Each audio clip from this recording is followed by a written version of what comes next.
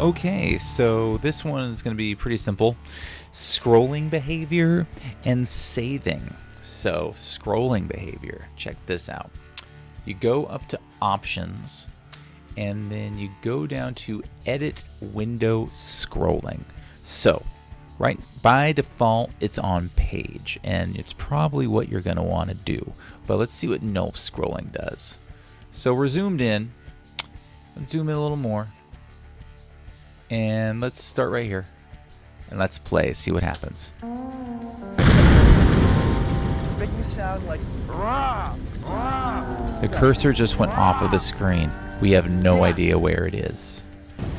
You hit, and I hit stop, and I still don't know where it is because we have selected it not to scroll.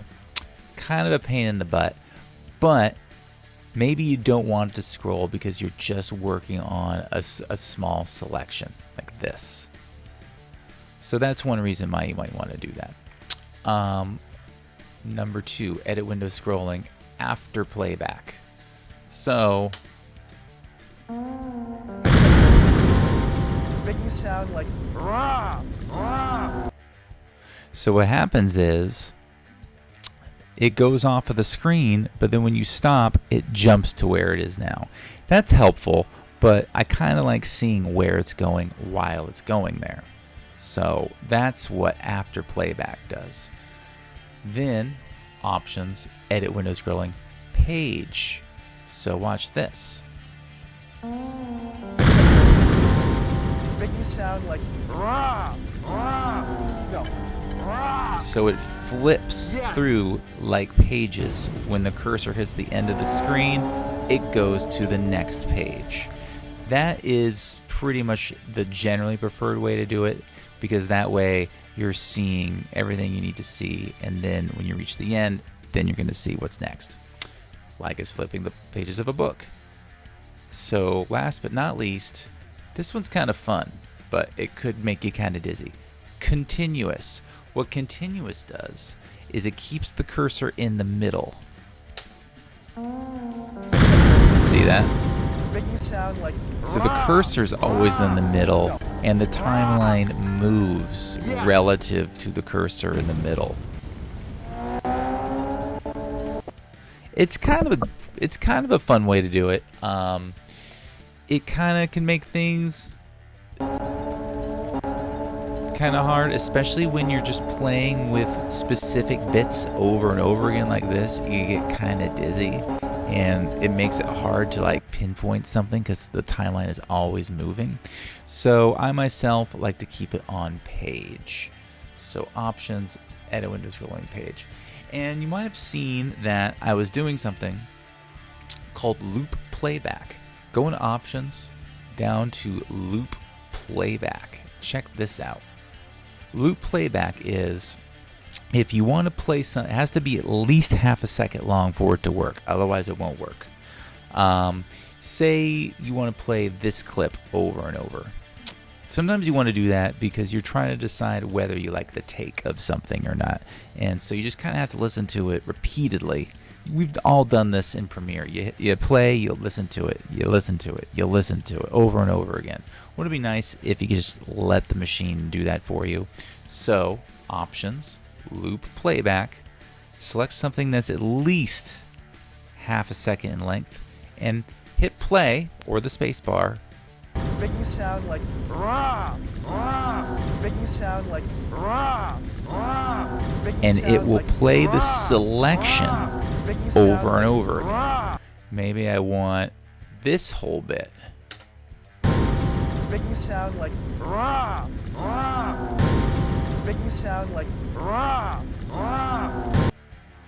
So loop playback is super powerful. I just keep it on all the time. And then last but not least for this chapter, saving. So obviously you can save.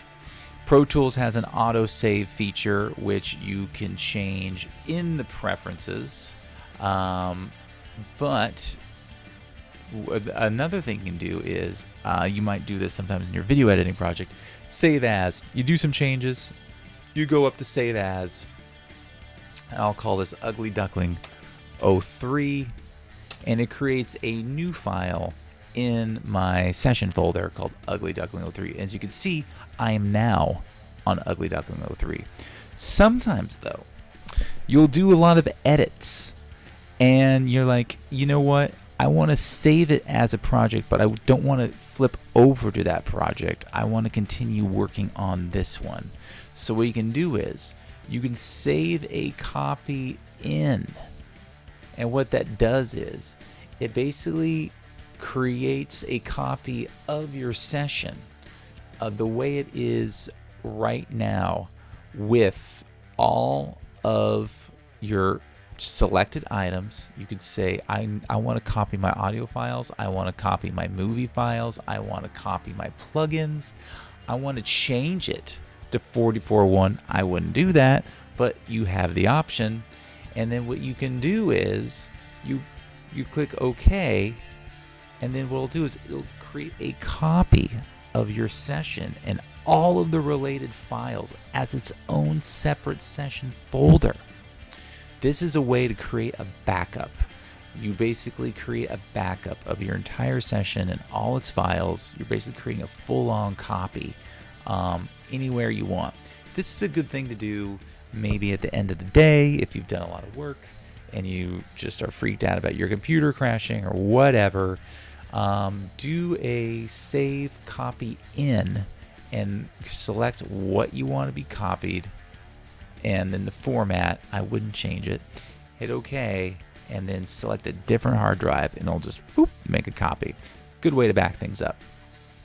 Like I said, Pro Tools is backing up your session file all the time, but it's not backing up your session file and all the related files. So if you lose your related files, well, it doesn't matter if you have your original session file or not if you don't have the audio files and the video files that it's looking for.